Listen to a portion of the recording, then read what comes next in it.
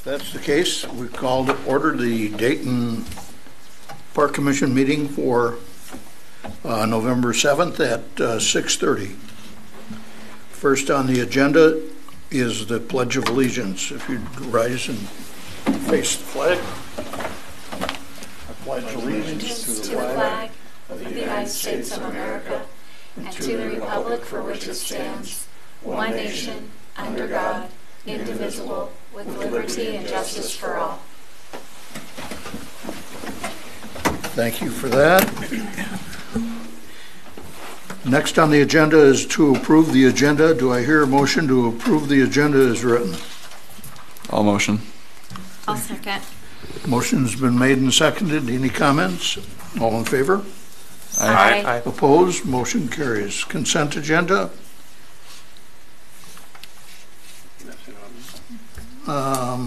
Is there anything on the consent agenda? Nope. Do I hear a motion to approve the consent agenda? Yeah, I'll motion to approve it. I'll second. All in favor? Aye. Aye. Open forum. Open forum. Anyone here in the audience can address the Park Commission. No one in attendance. Is there anybody online? I couldn't tell you. We're not up online. We'll close open forum and move on to council updates. Yeah, so Planning Commission, I've got a few updates for you today. The last few meetings, the City Council approved a 75% attendance requirement for all commissions. It's just a heads up there. I got the opportunity to meet last week with John Hoffman and Danny Nadeau to talk about the water trails. So they're going to look at ways to help us fund those water trails, both in the city and then hopefully get some excitement from other surrounding cities as well around that, which I think could be really good and is the ultimate goal. We talked at the last meeting and the meeting before with the Enclave development. The reason I'm bringing it up here is strictly because something that the council brought up was the fact that this development is a ways away from a park, and so we asked them to make sure there's plenty of green space and park-like amenities nearby. Whereabouts is that again? That's on 81 and Territorial, if I remember correctly. Okay. Those the townhomes? No apartments. Oh, okay. Yeah. And then I will not be present next month for the meeting. However, Travis will be here in my stead. That's all I have. And the attendance, 75% attendance, is that? Yes, sir. Yep. And that's effective when? Next year. Next year. Yep. And I had emailed Amy, and she said if we don't have a meeting, it doesn't count towards the requirement. Correct. Yep. And then what happens if one doesn't meet that? Is there like a warning, or is that you're off and the position is vacant until the next election? Or I believe, and I don't want to speak on behalf of council, but I believe based on our conversations that it would be removal from the committee, okay, and then we'd post the position and fill it. Copy that.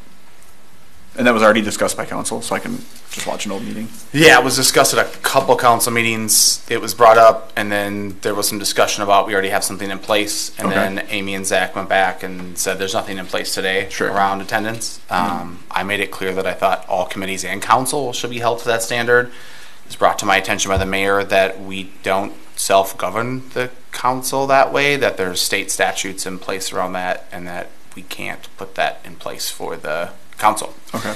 So for the commissions, it will be put in place. And I believe there's a public hearing then on that, like the 28th or something. I think it was Could posted be. on the. That's what brought my attention to it.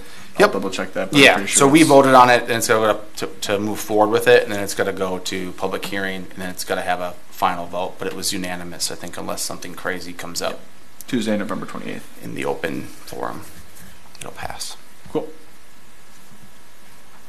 Good questions. Any other questions, comments, concerns? Emotional outbursts? Anything else? That's all I got, sir. Next on the agenda is the Elsie Stevens Park Amenities recommendations. Okay, I pulled a small staff report together for this, which was included in the packet. Basically, it's we had the last meeting was a site visit to Elsie Stevens Park. The reason for doing that was to try and get feel for the park and get some commissioners out in the field to see what has actually happened there, where we're at with the development of that park, and try to get the commission to have some input into what amenities that we want to put in there. We did have Paul Kangas come a couple of meetings ago to show you some very broad brushstroke things, and I wanted to try and flesh some of that out, to give him some other ideas to work forward with. So obviously they're going to, at this stage I wanted to get as many ideas from you guys as possible. Obviously the budget will decide what goes in at what stage and what we need to budget bigger for in future phases. So that's kind of where I was looking at from you guys. I did get some feedback from Kerry, which is in the staff report. There's bike racks and bike repair station, mini golf, sand volleyball, the progressive playground idea, restrooms, the horse barn turning into a small history museum, the silo lookout over the river, and a bocce ball court. Brad did come through with some ideas, which is on this sheet, which is basically a list of everything. So Brad came up with a short golf course, 20, 40-yard holes. I just paraphrase these, Brad. Sports theme bar, restaurant, an amphitheatre, small golf driving range, lawn bowling, semi-permanent food truck parking, and a grain bin bar. So, I like the bar idea.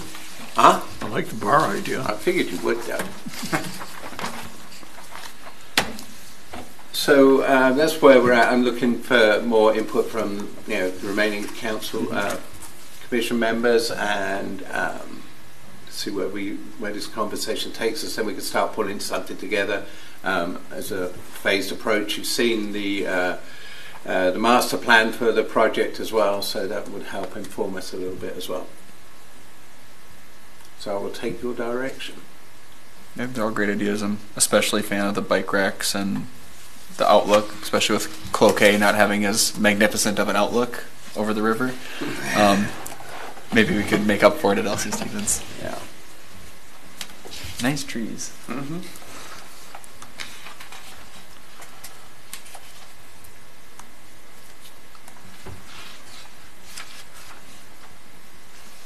The progressive playground seems like a cool idea. I've seen a couple of those around, and my kids have taken to them. They're like, as you go, playing with stuff. Do you remember the cost of that putting green we put in? Off the top of my head, I think it was somewhere in the 62,000. There's a couple different ways to do that. Like National Sports Center, they have the Victory Links golf course there. They did a 9-hole actual grass putting course, so people can actually putt like on an actual golf course, which is a pretty cool offering, and they charge a pretty good amount for it, and they get it consistently. That's over in Blaine. So I think we have similar, where we could support it here. That would be one option. At Brooksview Golf Course, they put in the lawn bowling, and it's been a huge hit. And then they've been able to get a really nice food and beverage, and that's all through the city of Golden Valley. So if we want, we could talk to them about, essentially, City of Golden Valley just leases it out to, and it's a pretty good revenue source for them. Sure. The lawn bowling. I don't know if anyone's done the lawn bowling. It's pretty fun. I have at Brits. At Brits upstairs, yeah.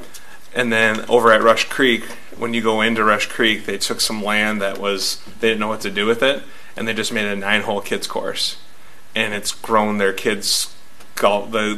The youth golf programs at Maple Grove, both boys and girls, are the top in the state now, because all these kids, 5-10 years ago started playing this short course, and then their families came out for dinner, and it's really helped. Push Rush Creek over the top. They already have their 18-hole course is $150 a round.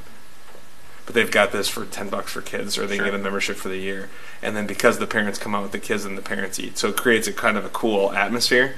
The grain bin idea, there's a place up in Battle Lake. It's called the Sip House, and it's literally like a little cider place, and they make all sorts of different adult ciders and serve it out of the grain bin. and it's a great opportunity for them to just kind of have additional people come out, and they run a pretty nice business. We can model something like that using the grain bin. We had talked about the restaurant option, you know, taking the barn there and turning that into and my brother-in-law said he'd come over and give you a bid on any of that, or, you know, give you an idea, ballpark of numbers. So that's the hardest part, you know, with all this stuff is like, what does it actually cost? And you know, like the green, if you want to do greens, you could do anything on the putting green starting as little as 50,000 and go up to $1 million, you know, depending on what you want to do. Like Tiger Woods is putting an 18-hole, like competitive, you know, like top to the line, or you could do a small something that's synthetic, that's less expensive, that'd cost a lot less. My concern with the golf putting would be maintenance. Mm-hmm. What extra machinery Marty would need, staffing, that kind of stuff to maintain. Not saying no. I mean, great idea. The birdie course is a good idea as well, because there's one in Maple Grove. Is that Elm Creek that has one down there? It's pretty fun as well. They got that short 9-hole course, but they also have a birdie course, nothing longer than 80 yards. Everything under that. Are you talking about the first tee one? That's like right on in Plymouth, or on the border there of Plymouth, or maybe a different one. Eagle Lake. Eagle Lake. It's part of Three Rivers and the first tee. Yeah. No, it's a great program, and it's really nice, and it gets more kids out in the community, because we had at one point we had what was our course right here? Hayden Hills. Hayden Hills, and that's now gone. Mm-hmm. So, but if we can create some sort of a less expensive, smaller version to get kids interested in the game, who knows what it does for the community long term, but if nothing else, it gets kids out being active, and a family activity. You know, like instead of saying, you know, so many people don't want to go to a big golf course because they don't want to spend the time and the money. But if this was $20 for a family of 4, and it took an hour, that's a lot different than, you know, going to Rush Creek and spending $600 and 5 hours later, you know. So it's, to me, it's just like, how do we get people out doing things for little cost to them, and, you know, obviously also a revenue source for us, rather than, you know, most parks that are usually you're just going to lose money. Makes sense. That was some of the inspiration on my. Works great.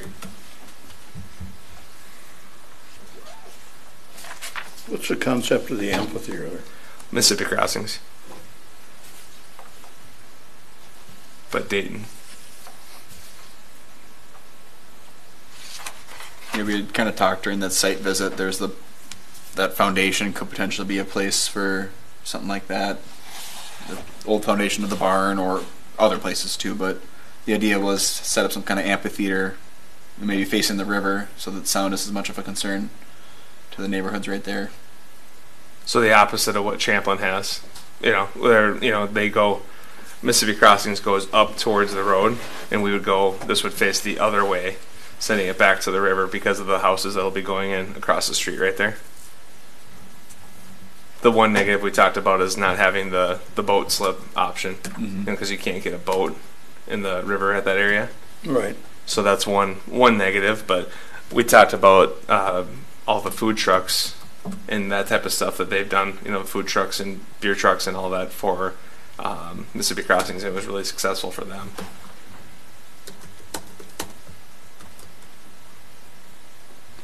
Obviously, this would be on a much smaller scale, you know, not as big of a build out, but not as big of an anticipated return either. Mm-hmm.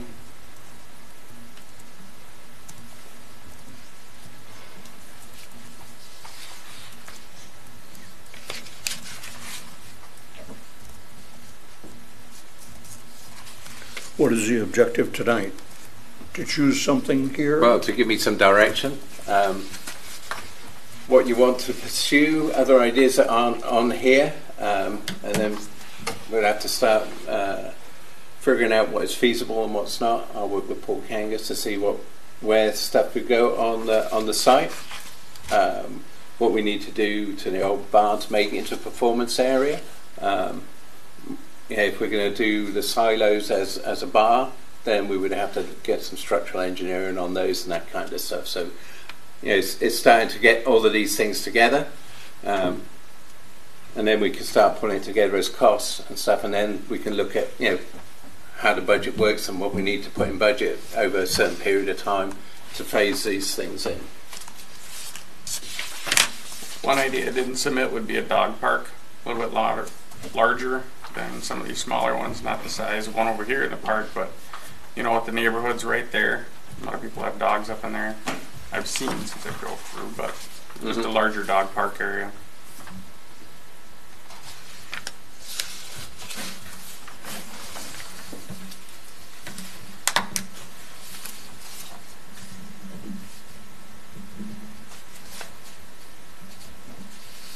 I think with a lot of these ideas in here, there's going to be staffing and stuff issues that we would have to factor in as well and stuff like that. Yeah, with the dog, do we have any sort of dog registration? I don't think we do in Dayton. We used to, but we don't anymore. Okay. It went away a couple of years ago.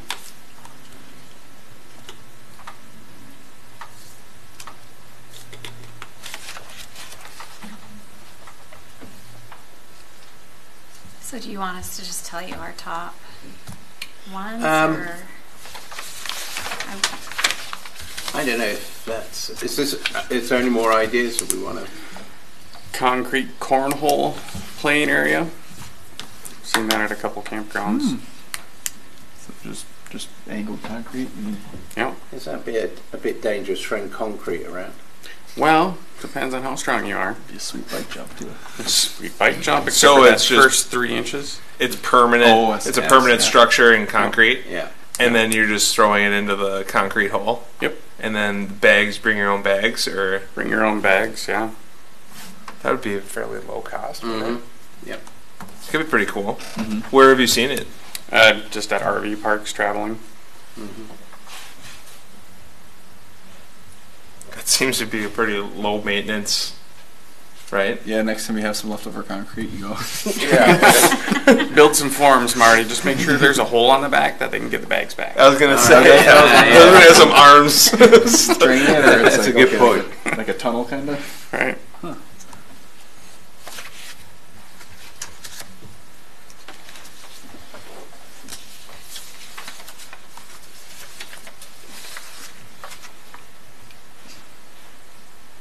And again, I like the bike rack idea, and that seems like probably relatively easy to get a cost without having to do a ton of leg. Yeah, I do a think couple options. there's some things on this list that are very easy to do that we could incorporate in with the next phase. Right. Probably was some of the stuff like the bike racks was probably going to be part of that anyway, because we're Okay. expecting to attract a lot more bikes and stuff, especially when the West Mississippi River Trail goes through. So.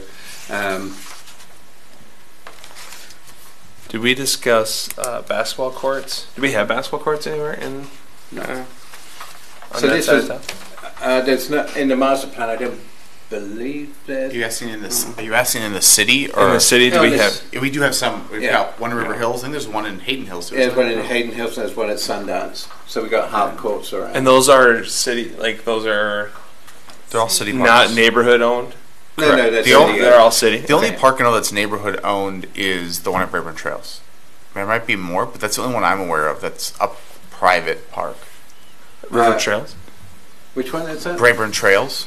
Oh yeah, the small That- one down there. Yeah, That's owned and maintained by their the HOA. And then Yeah. the top lot over here in Bleasy is owned. Oh, is it? Okay. Yeah. I was wrong. There's That two. one right across here. Yeah, just a very Okay. small one over there. That little one cul-de-sac. is neighborhood owned. Yeah. Oh, interesting. Otherwise, every other park you see in the city of Dayton is open to all the Yeah. city.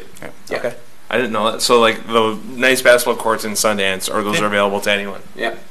They do food truck night down there in the summer too. Do they? It's like Nice. Tuesday nights or Thursday nights. Yeah. It's good to know. So maybe not basketball. Did we talk? I know we mentioned before about splash pad. Do we want to just squash that all together and just be done? $7 million later, isn't that what? Yeah, $10 million I mean, was? it is Well, just we've too got much, the right? river. Can't we just use that? I don't think that Just river water. I don't think this park was the place that we were going to locate that. That was going to be, if we were going to do it, it'd probably be in the community play area, play field area, whatever we're going to call it. So I think that would be more of a centralised focus for that. But it's a very expensive option. Not saying some of these aren't Yeah, expensive no, options, totally. but, you know. I know we had brought it before pickleball. I mean, is there any need for, or would there be pickleball or tennis? Would that be, or the cost on that just unbelievable? No, I think that a lot of this Elsie Stevens was more of a passive park, and we were going to have all the active things maybe at the community park or in the existing parks where we're going to have those things. It wasn't really seen as being an activity park other than biking or walking, but now we're getting canoeing and kayaking there potentially, so it might change. I mean, I think it you want that area down by the river as kind of a peaceful, quiet area, but then there's plenty of other space there that we can do anything with as well. So, well, if that's the route we want to go, then we probably can eliminate some of the other options. If we're trying to keep it more peaceful, more quiet. I mean, it probably, like if you have sand volleyball, it's probably not going to add to the peace and quiet. And but there's a lot of again, that depends where it goes. I mean, there's a lot of area on the other there. side. Yeah, on the other side there, by the trail where the big retaining wall is, that whole area there is ours to work with as well. So I mean, there is a lot of options. I mean, I don't know that we want to rule too much out at this stage. Just get it into a plan and then rule it out. Are we still keeping the event center, for lack of a better term, that's been planned there as part of this? Or are we rethinking all of that as well? I'm thinking that is probably going to be part of this at some stage, and I think that could incorporate some of these other ideas that you've got for restaurants and stuff in there. That would be an ideal place for that. And by that time, we would have staffing levels if we got a conference center and stuff anyway. So that the pad they did up at Mississippi Crossings. So when you have the event center and then you got Cullen's right there, and then the permanent turf they have there. That's kind of cool because of the permanent turf. You could use it for lawn bowling. I think they do. Do they do lawn bowling? I think they have like cornhole. I haven't seen anything. I've been there a couple of Thursdays, and it's usually just open. But there you was certainly could. There was one night that had some sort of a league that I was okay. at. So I'm not sure if it was cornhole, but I'm just saying that you could use if you do the area with kind of open artificial turf. You could do some fun stuff with cornhole, lawn bowling. Can you? One question: can you use that artificial turf for lawn bowling? Is it too deep a nap on that? Because those bowling greens are usually cut very. Yeah, you're probably right. It probably is just for cornhole and other stuff. I bet. Yeah, I would. But you could even have like with CDAA, it could be a potential if they wanted to do flag football there. If you had like an artificial turf area that was like set up, and you could, I don't know. I'm just thinking of why. I mean, it doesn't seem like a bad idea to have artificial turf, especially from a maintenance perspective. I mean, you obviously have a bigger upfront cost, but then you don't have to worry about the drought we have every summer. Probably want to make that a nice level space somewhere. Yeah, but we have that huge flat space. Kind of next to the event center there. So if you were to have the event center there and then the huge flat space where you did, again, that could be mini golf, it could be any of those things that, just kind of add a little character to it.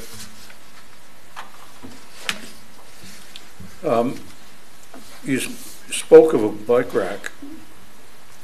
Would that include maintenance and a charging station?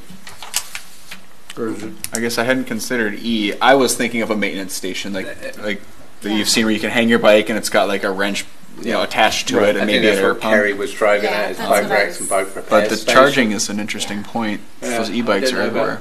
Charging, we do have power in there, so it would be location where we wanted to put that. That's a good idea. Do you have one of those e-bikes, Doug? I'm just not sure how they charge. Is it a wall outlet or is there a standardized plug like the e-cars have? I got no idea. Most of them have another converter with it that you plug that battery into. Right, so most people probably aren't going to bring their brick with them to charge. Right. I think it's a good idea. But if there's power there. Bike rack to include electricity. Yeah, maybe in the future that's something more prevalent. As that place develops out, we'll be pushing power across the thing. So I mean, these aren't ideas that are going to happen next year. These are bigger ideas, but I think that we need to start building out, fleshing it out with some actual things rather than just blocks on a map. I think the idea of planning for food trucks is good too. Make sure you have good power plumbed in. I mean, a lot of them bring generators, but if they didn't need to, that's a better atmosphere to not have a bunch of generators running. And the food trucks probably prefer to not use their gas. But Be quieter, that's for sure. Yeah, It was right. not quiet at the moving the part. It was loud. Because they were all running. Yeah, all the running generators. Yeah. I don't know how that works into like. You charge people for hookup then, I guess, maybe. I don't know. That's But not a then right what now would problem keep them- anyway. What would keep them from using their generator then? Like, well, I'm not going to pay to plug in. I'm just going to use my I generator. don't know. I'm just trying to think if it's a concern at all. Even maybe we just don't care and say you're here. We're glad to have you. Plug in. I would think that you would offer that as an amenity to the Yeah. people that are coming in to sell their food.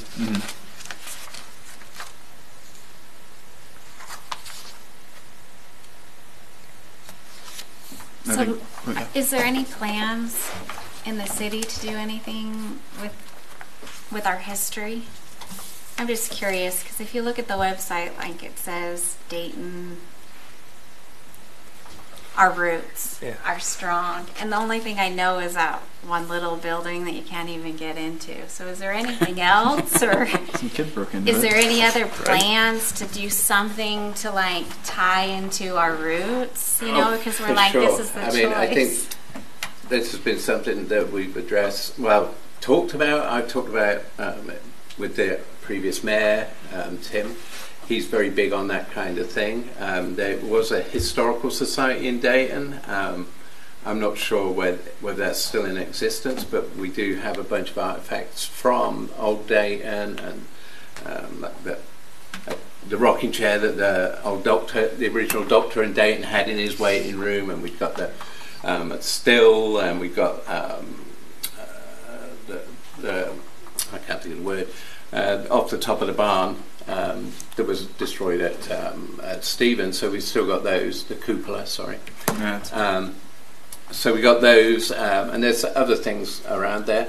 I think that there's a lot of history in Stevens Park, from the Elsie Stevens and that piece of Dayton, which should be have some. Give that some recognition, and I think there's a lot of history in the old part of Dayton that's recorded in the church cookbook. that's a good read. There's a whole section on that. I have that. It's a good There's read. a lot of good stuff in there. So there is stuff about Dayton that we could use. We got the old town hall, the white building down there that you can't get into, the original town hall. That is actually it's a listed building to some degree. So that's kind of limited to where we can move that. I think it's pretty much in that site. Otherwise, if you move it, then it loses its status. Or if you can move it to somewhere that is of a similar surrounding and a similar historical background. So that makes it pretty impossible to move that. But the reason why that was put on a listed building list was because the interior is so intact. It's got the tin tiles all the way through. It's got the original voting booths in there and stuff. So it's kind of a historic building for Dayton. So I don't know if you could tie two things together and use that old building for some history centre or something, or have that as a history centre, and maybe the horse barn at Stevens as a history centre, or build that into the conference centre. So there is stuff. It's not organised very much at the moment, but there is stuff out there that could be pulled together. Okay. And I think that a lot of stuff, we should be doing stuff with signage and stuff like that as well. Particularly around Stevens and along the river there, any historical facts and stuff. I mean, there's a lot of stuff in the old village that we could be doing this with, and we do. When we did our signage package, we incorporated some of that signage so we could have the historical signage and have it so it looks the same everywhere you go in Dayton, so it's got that structure to it. Right. So yes, we do have a thought about it, but it's not been pulled together yet. Okay. Because that's what I was just curious about, is if there was another place that we were planning on having it, because on that site, there's just so much history right there that you can see. That's why I brought up the idea about having a history museum there, was because if it's not planned anywhere else, it just seems like it just seems kind of ideal using some of the old structures. So I was just bringing that up for that. I've been pushing that idea for a while, but it's very difficult to. I've run up against roadblock trying to preserve that barn there. It's an expensive project. You can certainly build a new structure there for less than the cost of renovating that old barn. But I don't think that you get the old barn and the history that goes with it. So That the stable yeah, you're speaking of? yeah, What about the grain bin? Could the grain bin be a potential they could be a potential. historical? Because that's kind of cool. Yeah. that'd So be cool And that too. seems like it's in better shape than the barn, right? There's something about that barn though. It's got Yeah, the no, original it's really wooden cool. timbers in there and stuff. But to get it up to I'm code kind to of have people attached go to it, I inside. have to say. So it's been a kind of a pet project of mine to try and preserve that barn, but I can't find any funding for it at the moment, any grants or any of that stuff. So I'm pursuing a couple of other opportunities that University of Minnesota have come up with for me. So there's a couple of professors down there who are nuts about old barns, so I'm going to chase them up, and they've got access to some funding and stuff, so I might be able to get something going on it, but we'll see. But yeah, I think that would be the ideal place for it down there. Makes a lot of sense. And if that's the sort of thing that a community organization could help out with in some capacity, I bet like the Lions clubs and stuff like that would be interested. For sure. Obviously, they're not a bunch of people that restore barns, by day, but things, manpower, fundraising events, whatever. Yeah, and I think some of the problem with restoring old barns is the people who restore old barns, there's not so many of them around now. So, Sure. I mean, when I found the original guy, there was probably 4 people in the state doing it at that time, and that's probably 5-6 years ago now. So, but this guy is really good at doing it. He goes all around the country restoring old barns. So, but yeah, that would be my preference. But yeah, we'll see where that takes us to. It's sort of a touchy subject nowadays because a lot of folks thought they would restore those barns and then open them up as an event center. Well, then you have to have sprinklers and this, that, and the other thing, and Yep. sort of blows them out of the water. I think that's what Marty was saying, is more expensive to restore the barn than it is to build a new building. Because it stinks, because it'd be an awesome place we talked about restaurant, all these different things, but it just doesn't seem realistic with the costs, just getting it up to code. All the things you have to do to it. What about a veterans park or recognition of Wynn Stevens? When you say recognition, what do you mean? I think there was a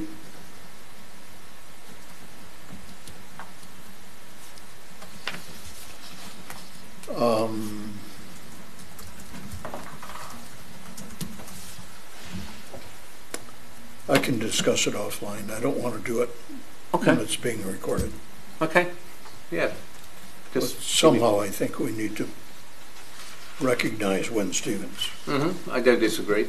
I mean, there's that book of his, and his nephew is still around, who's got a lot of information about the family and that property as well. So I think that we could do something along those lines.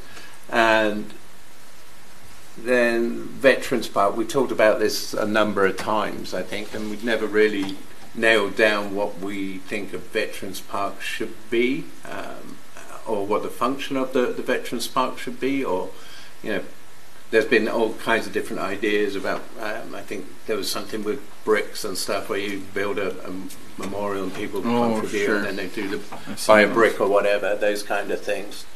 I don't know what we're thinking of here. Somebody has to start with an idea, I guess. And I don't see any of the veterans getting excited. Well, how do we get them excited? That's the question. Well, we have Magnus in town. Maybe you could chat with them. That's a place a lot of veterans are congregating right here in town, and maybe it's something even on their radar or something that. And what would it be? Something that has a functional purpose as well? I guess, yeah. When I think of park, usually they have like a tank in them. I don't know where you get a tank.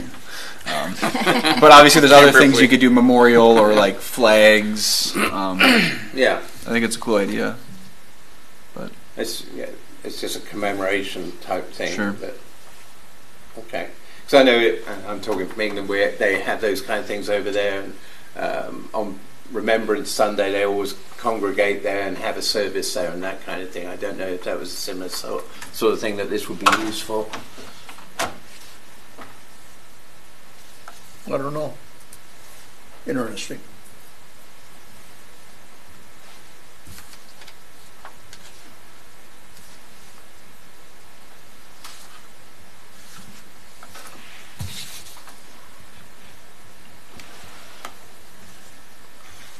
so for this like river elevated outlook and the other structural components, is that something you have to actually like pay people to figure out what it would cost, or is that, can you get ballpark numbers without having to like put a ton of I think resources into it? When we're looking at the structures, I think you probably would pay to get a structural engineer around those silos and see if those are sound, and the horse barn get that reevaluated. I had it evaluated 10 years ago. Okay. And it was in pretty good shape there. Obviously it's changed a bit in that 10-year period, but it wouldn't be that big of an expense to get a structural engineer to evaluate those things. I know that Stantec have one on staff, so I can get them. And those evaluations are pretty generic, not like we They're won't not have gonna to give say us a it's only for cost. this use. Yeah, it will say this wall is sound, or the concrete is sound here. You might need to, change the wood on the barn this side, or this silo is not going to be usable for anything because of X, Y, and Z. Yeah. So just a broad structural analysis of what that condition they are in. I think it'd be great if we could get a rundown on most of the structures there. Like there's the one silo, and then the bends, and then the barn. Then we kind of know what we're dealing with. Like, You can do that, but don't we need to pull the trigger shortly after that? how long is that good for? I could find out. I mean, I would say that the grain bins and the silo are probably not going to deteriorate very much more over a period of 5 to 10 years. I think the horse barn, because there's so much wooden structure there, it's got more propensity to rot. So that would be the limiting factor there, I think.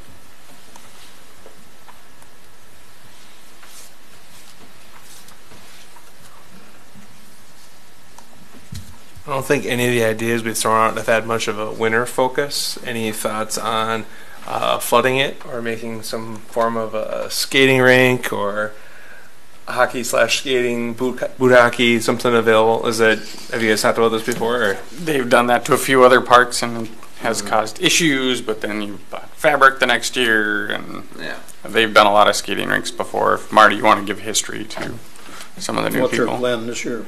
None. No, I think that we tried all kinds of different things with non-permanent structures is really difficult to maintain. It's a big undertaking for staff as well, getting it flooded, especially when you haven't got a line or anything like that, and you've got a flood to get the water frozen underground, and that takes forever, and then get it on top and build up the surface is a long process. And if you get rain in that process or excessive heat, you're losing ground all the time. Your season is short anyway. Generally, if you're lucky, it'd be December through the end of February, because by the end of February the sun's at such an arc in the sky that it's melting all the surface ice all the time, and then you get the refreeze overnight, and then you get the ridges, and we don't really have a Zamboni to to take all the ridges out, so it's kind of tough to do that.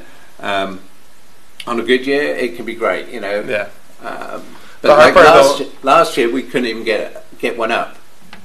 because we had rain every month of the year, it was warm, and we didn't get started till late, so then your season's shorter anyway. By the time we got ice on it, it was end of season. Yeah. No, we had so many warm days. I mean, it was a really nice winter. Like, if you were into sledding, like at Elm Creek and stuff like that, sledding, snow tubing, all that stuff, it was fantastic because it was like almost 30 degrees almost every day. It felt like, it'd get cold, but it wouldn't get that cold.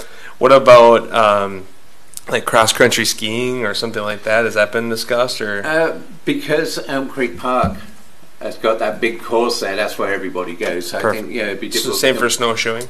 Yeah, I think that's where everybody goes. I think it'd be difficult to compete with those. Not to say that we couldn't do it on a small scale. I always look at Cloquet Overlook Park, which is attached to Elsie Stevens up the hill there. We've got that loop anyways with the sidewalk. And I know that your team does a great job of clearing that out when they can. I just wonder if that's not a good spot to put a snowshoe trail or something right there. Even down right now on the flats by Elsie Stevens where there's nothing. I mean, eventually there'll be something, but there's just that big open field that would be a good spot for like a marked. Yeah, and I don't know what it takes to maintain or get those in condition. I know there's specific machinery that cross-country skiing will take a lot. Snowshoeing, I mean, you can go snowshoe anywhere. You don't need a trail technically. So if you should have marked, like, I think it just has to be marked, and then you just go blaze a path, right? Yeah, pretty much, Yeah, so you could do that with just like a marker, like you would a snowmobile trail kind of thing. But a cross-country skiing would definitely need certain machinery and work and grooming. It'd be a significant investment, and we have one in our backyard anyways with Elm Creek, so that would probably draw hesitation from a cost perspective. But I was just trying to think of like how do we, if we're going to do cool things, what can we do for the, 3 to 4 or 6 winter months, and didn't capitalize on. Well, this is it's Minnesota. Obviously, we have to embrace the winter. So how do we embrace it using this facility and like snowshoeing? To me, even trying to advertise that. I mean, if it's just as simple as having a couple of noted trail areas with signage and getting it out, whether it be on website, etc. Just getting it out to people that it's an option. They don't have to go to Elm Creek for that. I'm just trying to think of how we get people to come to this place and congregate. And we've got the Dayton app now, and there's a park section, if I remember correctly, in that. Marty, I haven't been in it for a few weeks. There is going to be a park section in it. It's not up and running yet, from what I understand, but we could do something on that. And we can push alerts to that app out to phones, things like that. So if we want to push an alert that says new snowshoeing trail this year, put a little with like an aerial map attached to it, we could push out an alert to the phones, and then people could see it. So that'd be a very minimal cost, right? I would need to look at what is, if we have to go in and plough it or groom it, whatever that looks like. It's not exactly a flat piece of land there, so it could be a tough ride in a plough across there. So. Yeah, I think with snowshoes you just mark, like I said, like a snowmobile trail. You just mark you have the stakes, that just kind of show you where to go. Yeah. And you can space them out because it's a pretty open area, so you could keep them pretty far away. I think you could probably do it for fairly minimal cost to just give. Signs are more expensive than I thought. I will comment on that. I did find out signs are a lot more expensive than you think there, but yes, I would agree. Minimally comparatively to other things, probably. So you should look into it, Marty, for sure. Thank you. I will look into what that takes. I think that's a good idea. Yeah, I think the snowshoeing is a great idea. I mean, when I've gone over here the last couple of years, it doesn't seem like they do anything to it. Okay. I mean, you want to go when there's fresh snow so that you're not like, it just works better. And so when there's fresh snow, they haven't done anything to it. You're just out there with your snowshoes. Yeah, I think it's basically creating awareness. It's just that letting you, can just know go out what there. place you're allowed to, because you can't go on the trails that are groomed for other things because you make holes with your snowshoes. So. And we don't want to go down by the river. Yeah. Just kind of like. So it's just knowing what area is safe for you to walk in. Yeah, and they just have you going through areas where you don't normally walk in the summertime. Yeah. I mean, I'm thinking of that big area out there is probably going to be a looped trail, so you can get as much, trail in there as you possibly can, and probably some. Is there potential to go under the road too? That's plowed. That's all plowed. Yeah, There's a path there and it's there's a plowed. path. So, well, I was thinking more is that people are going to come use the trail. They could bring their snowshoes. We could set out some bleachers or something so they could put their snowshoes on, then just do the small trail down there. The other thing, I don't know if the committee's aware, but we do have a sledding hill Yes. in Dayton too, which is just under that. We do? Yeah, so it's just on the other side of Elsie Stevens. Technically, it's part of River Hills Park, but Yeah. under that walkway that goes under the road, that hill there, it's a designated sledding hill. They finally removed the trees from the bottom of it because someone thought that was a good idea. We could probably lose a couple more, but we're not losing teeth anymore, so that's a good thing. Yeah, people are so soft these days. We Yeah, survived I know. when we were young. It was Yeah. fine. I was growing up. Yeah, hit the tree. Hey, we used to sled on the back hill and there was a tree at the bottom of it, and I turned out just fine. So Well, only hit it a couple times. Builds character. But that is there, just in case people aren't aware that is part of. I the think city that'd be another amenities. good one to push out on the app or websites or anything like that, because I don't think a lot of people know about that. You could put together a quick flyer of like winter amenities in Dayton or something like that, Marty, and like then post after it the on next site. snowfall, like to send it A out. real snowfall, not when it's going to melt in 3 days. I won't everyone loses their mind because it snowed on Halloween, but like to just have a hey, City of Dayton, want to remind you that we have all of these things available for the next 4 months. Instead of being upset that you chose to live here or that your ancestors settled here, like here's some cool stuff to do until everything starts melting. I think it's kind of a nice touch. Do we even have any like as far as ice fishing spots, like places where we can send out for people recommendations to go ice fishing, or is that maybe something we don't want to miss? Diamond Lake. I've seen people out on Diamond Lake. Diamond seems and pretty like shallow. the little one over here, but I think that's technically Champlin, right? The one off of Hayden Lake. Yeah, that Is that right in the Champlin border? Yeah.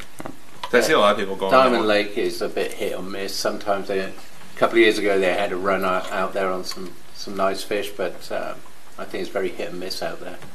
People I mean, go. ice They still fishing in don't, general, I don't think anyone goes ice fishing planning to crush it. I think most people, It's not in the metro, maybe. Not in the metro. yeah, I think most people are looking for an activity. I'm just saying, like we Right. have different stuff where they can, just a reminder to, get out and use our parks. Yeah. I mean, that's what you're And Diamond Lake connects to the snowmobile trails. perfect. Yeah, that'd be another good one. Just getting people aware of the snowmobile trails, or even access to Elm Creek. There's a snowmobile club, I think, that puts Yeah, up all those markers. Yeah. Yeah, Northwest something. I think so. So if they've got a trail, Marty, we could add that too to the Yeah, that's like. And then Elm Creek has a number of trails, and then you just want to say it's like the county roads you basically can't. The big roads in town you can't drive your sled on. The rest of them up to 20 miles an hour. And I think that's laid out on the city website somewhere because I found it when I moved here. But yeah, great to push it out and be like, oh yeah, I could just leave my garage instead of dealing with trailers. And there was a lot of discussion about trying to have a winter fest that was run by the city in Dayton, where you had like a snowball 9 out there, the golf tournament, Oh, winter golf. and then an ice fishing competition or snowmobile racing or something like that out on Diamond Lake. That's been pushed around quite a bit, but nobody's picked it up and run with it yet. No, So, not yet. any volunteers? Snowmobile race. I think there could be an insurance issue there somewhere. Let's say That's why he said the city hasn't picked it up yet. Yeah, there may be a reason nobody's picked it up yet, but we'll see. Do water skips out on the lake. Yeah. That's a big draws in Wisconsin. They do those. I've been to them once, a long time ago. That's that. They drive their snowmobiles on the water. Across the Open water. Yeah. With enough They speed. ride them like Speed and Yeah. surface area. yeah. Yeah. I see them do that in Europe on like snowboards and stuff. They'll come down a mountain and then at the end there's a big open water and they see how far across they can get. 10 to 18 inches. Now we're getting Yeah, they somewhere. like drive the snowmobiles into a bay. All the spectators sit in this big bay, and they come in the bay and they drive in a circle and they just drive them right out. Like they're literally they can ride them forever on the water. Yeah. What the heck? Okay. Wow. Haven't seen that one. Yeah, I don't think my trail sled would do it, but Some of the newer ones. Okay. yeah, I mean, I think that's a great. The snowmobile trails in town are not that the city maintains any, but we're connected and you can get to them really easily from a lot of places in town. So, like I said, I don't have to get a trailer out to get to Elm Creek, and I can spend a day out there, or half a day. But that's more of Northwest Trails and then Elm Creek Trails. So Yeah, but we can put a link to their website too. Yeah, that's Yeah. what I was thinking. And be mindful of the snowmobile trails and cross-country skiing, other things that are right in your backyard. Because every homeowner pays, I think it's $100 a year taxes go to Elsie or go to Three Rivers Park District. So, like, you're paying for it whether you use it or not. Yeah, I'm sure we can link up with Three Rivers Park District and say, hey, we want to promote your facilities on our website, so there won't be a problem with that. I think it's good to to get it out there, like you're saying, because a lot of people don't know what's out there. Yeah. Well, a lot of people get, let's call it, a lot of people get gloomy over the winter months. And I think it's when we, as the city that they live in, give them ideas of things to do to kind of help make them a little bit more excited. You know, just nothing else we tried. Right.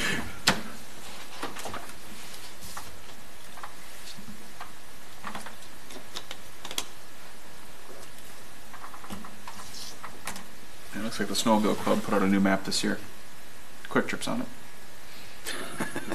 And we did make sure with the, we voted on a development over there, and we did make sure with the new owner that they're okay with, because the snowmobile trail goes through. They're allowing snowmobile access on the edge of the property, and he's okay with that. Is that the up and down along like Sundance kind of there? No, that's on West French Lake Road. I don't remember if it was the glass company or the Yeah, it's a construction glass company, company, but one of them was the glass company. Yeah, Yeah, so Okay. they agreed to allow them to continue to run. It's right by Quick Trip there.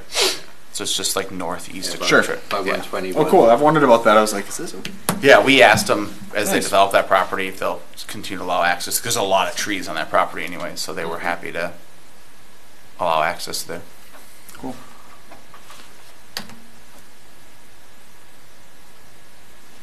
Okay. What else you need for Elsie Stevens, Marty? We got way off topic. Oh, yeah. I Good know. conversation, but way off topic. I know. Planning for winter. Well, it did come from Elsie Stevens. With the I said Right it was a around the good corner. conversation. get back on the trail. Bring you back to the trail. I mean, any other suggestions of amenities that you want to see in there? No. If you think of anything later, you can always email it to me. I'll start trying to pull some ideas from this together. I will reach out to you to get some help with some of these things. You've obviously done a bit of research on this, so I would value that help on that. And then we'll figure out, I'll get the structural analysis organised and get that up and running. And then we'll see what that comes back with, but we'll try and figure out where these things might go. I'll talk with Paul Kangas and try and get a very rough high-level concept of where things might fit in the park, all these things that we're asking. Get that brought back and get some feedback from that, and then we can just keep progressing along to getting some costings and that kind of thing as well. So there might be some, it's going to take a while to get all of these things together, I think. But I think if we can get the structural stuff, then the elevated overlook thing, that is either going to be a go or a no. And then the barn restaurant, if those silos come in, then that's a possibility there. So I think I'll start with that, talk with Paul, see how these things lay out in there, and then that'll probably be step one. And then once we get that, move on from there, we'll start trying to refine what we're going to actually do and start getting some costs and see how that all pans out. So I think, for the next stage, I'll get the structural analysis lined up and get Paul to pull some concepts together. I'm not sure on the time frame yet, but I will get back to you on that. That sounds great. What's on the agenda for next month, Marty? I haven't got anything currently. I'm probably going to maybe talk with John Savall and see if I can get him to come in and meet with you guys. John's community development director and the planning lead here. I'd like him to come and meet with you guys and talk, and if we've got anything coming up, and how we want to interact with him. So I will line that up for the next meeting. Any requests from the commission for the next meeting? Vice chair vote, Oh, yes. Oh, unless we do it tonight, since we're all here. you can do it tonight. May as well do it. Is the next one Tuesday the 5th? whatever. December? Yeah. I have to be out of town for work training, so I won't be able to make that one. Okay.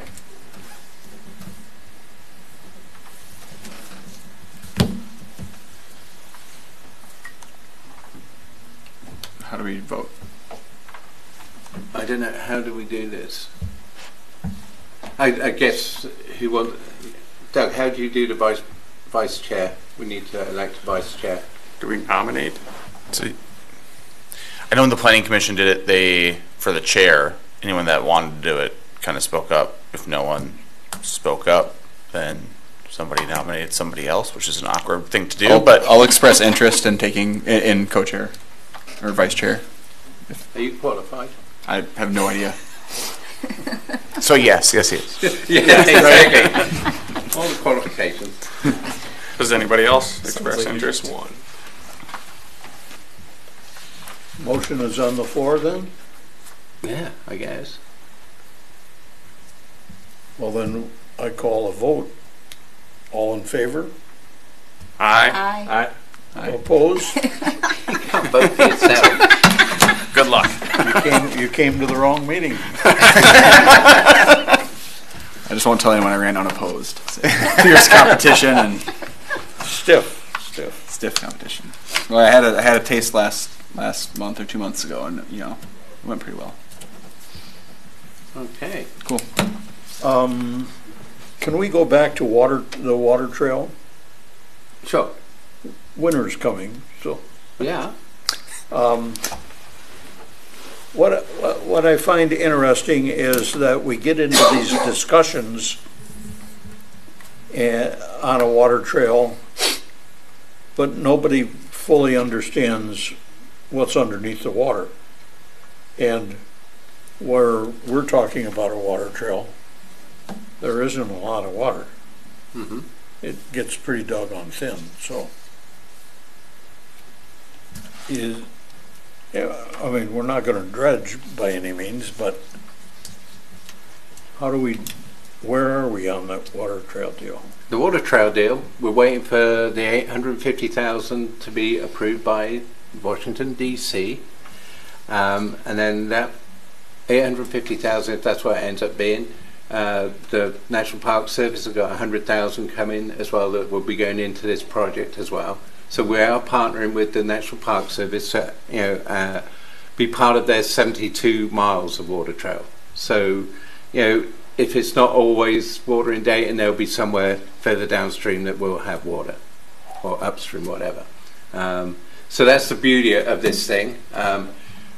We are partnering with DNR because they're going to be revamping the Old Village boat landing. We're trying to get a joint powers agreement going with those guys so we can develop that site together with them. It'd be us helping design and put some funding into this with them. I've just started those negotiations with them. They're going to come back in a couple of weeks with initial thoughts on what the costs are going to be and what the cost sharing should be, so there's going to be a lot of negotiation on that. But they want to be putting in the boats on the Crow River rather than the Mississippi because they feel it doesn't get as sanded in on that side. So they're going to be doing some work on that side, and that will free up the Mississippi side for the canoes and kayaks to launch in there. But it's going to be a true partnership with them. And then that would be great for us because if we get this $850,000, then that will be going into developing the put in at Elsie Stevens. That would our budget would 850 would be what we need to do that particular part of the trail there. So that means you got to put in and a takeout place. So that was the ideal part of this. The Three Rivers Park District part is the most expensive part. If we don't get the full funding for it, then we're going to have to go back and configure a different way of getting the funding for that. And I expect that's what you talked to Mr. Nadeau and Mr. Hoffman about. There are several other opportunities to get funding there. We haven't got any funding statewide for the trail out of there, Is that Gooden Park? Huh? Is that at Gooden Park you're talking Yeah, that's about? a Gooden Park, yeah. We haven't got any money for the water trail full stop from the state. Is Three Rivers setting money aside, Three Rivers Park District? 'Cause it's technically on their land, and most of those improvements are not the launch, it's their improvements. trailhead. So the reason that we applied for that full fund in there was it would help to get the thing off the ground and get it going. The problem with working with Three Rivers Park District, it's just the way that they operate, is this is probably going to be a legacy project for them because it's going to be a long time before they get all the trails to the trailhead there. So I was trying to speed the project along a little bit, and I would still do that to try and, because we can't do the landing, the kayak launch on city land there at the moment. It's just not viable to do it there. We need Because to of the put it on topography. their land. Yeah. So that's why we need to work on that. It's going to be a lot more discussion that needs to happen to make that work. But where we're at now, I'm sure Three Rivers are going to be. They know it's a real project now. So They get $88 million a year. I'm hoping they can find $3 million for it. Yeah. And they got, I think DNR got a lot of funding. They were really excited about the volume of funding that they got the last budget session through the state. So they're willing to put some money into this project with us. And there are some other DNR opportunities there. They own some land that may be useful to work on as well. There's a big chunk of land down there that they own that they've never done anything with. So they're aware of that, and so hopefully we can work with them on a few of those projects. If we can get the boat launch piece, and I think that's probably more realistic from a cost perspective than the Gooden Park / Three Rivers Park District. Absolutely. Yeah. I think, we have to have a put in and take out point. So it's actually a trail, not just, paddle around in a circle and get out again. Stevens is, not the ideal. If you're going downstream, you can struggle to get back upstream from there. So going from the boat landing to Stevens makes a lot of sense to me, especially if you've got young kids with you, or you've got some ADA people there that need to, they come, whatever, So I think it just makes a lot of sense to have that negative trail. Bring some traffic downtown. Yeah, for sure. I mean, that would be one of the things that we would like to do, is bring some alternative traffic, maybe have food trucks at the DNR landing, if we can work that into an agreement with them. Didn't you say that somebody's doing an economic study on this too? Yeah, the University of Minnesota, they're doing some economic study on it for tourism and natural habitat and stuff. They did a couple of site visits. They got 8 students working on this as 2 groups. So that will give us an idea of what we can expect to do with it as a tourist opportunity. I'm not sure what that will turn out, but they were super excited to come out and work on it. So they visited the DNR landing, went through the old, historic village and then down to Stevens, so they got an idea of what was going on there. So are they using it as like an undergrad project? Yeah, exactly that. So, but that can lead to other things as well. So I mean, like I said, there's opportunities to get funding maybe for the barn through this association with the university through the same programs. So that's kind of a good link up. But the National Park Service is going to be a big deal for us in this. They're super excited. It's a kick-off for their 72 miles of trail that they've really not done anything with. So they're super on board with this. So that's kind of where we're at. I'm waiting for the funding to come through before, and then we can start planning out. I don't want to put money into planning out something if we haven't got the funding to build it. So I will hope to have plans set up for bid early next year if we can get the funding agreed. That's my goal. Very good. Let's stay in the loop on that. That would be an exciting project to have. It's just slowed down because we can't get a budget passed in DC. Once that's passed and the funding's available, then that'll be good. And it was interesting. I spoke with.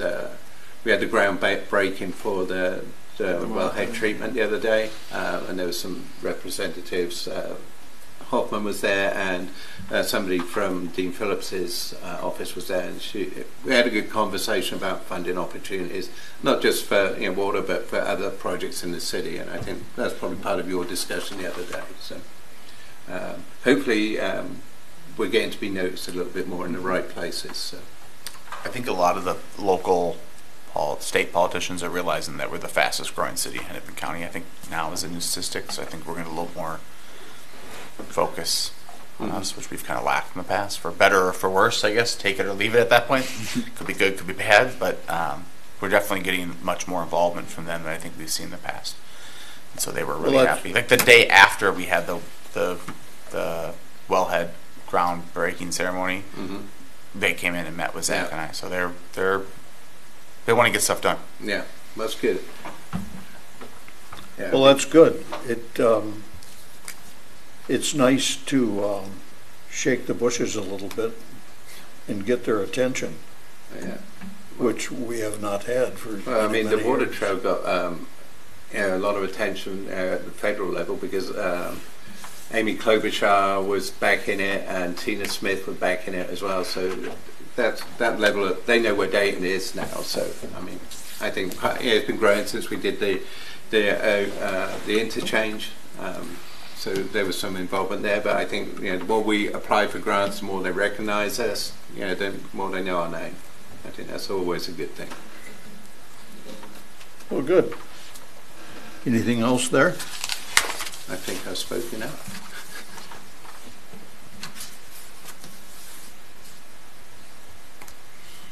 Is there anything else we need to discuss tonight?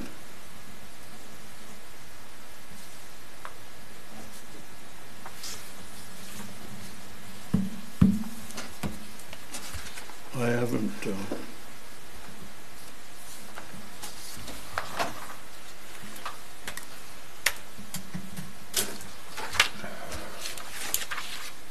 Anybody else have anything? I think we can adjourn. Okay. 7:36. Short and Over an hour. All in favor? Bye. Get out of here.